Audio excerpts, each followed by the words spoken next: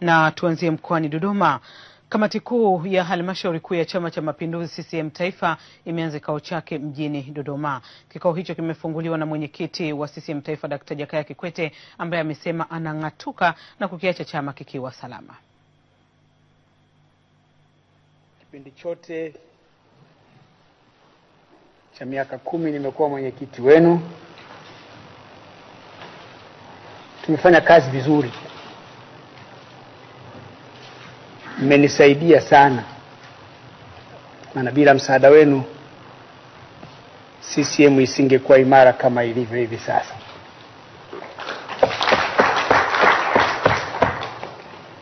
Wako watu walizani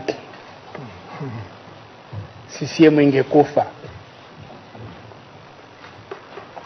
Na walishajiandaa na salamu za rambirambi. Lakini CCM iko pale pale tu. Na wale waliokuwa nadhani wangeibuka hawakuibuka na hawataibuka.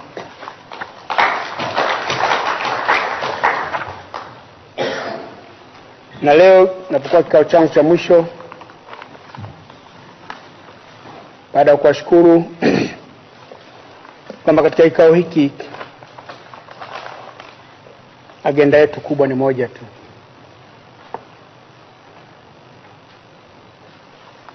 Kumpendekeza Rais wa Jamhuri ya Muungano kwa halmashauri kuu ya taifa,